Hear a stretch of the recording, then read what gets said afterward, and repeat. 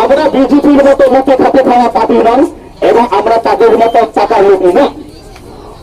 এই জন্য আমি বলতে চাই বড় বাসায় আমাদের হুমকি দিয়ে আর কোনো লাভ হবে না।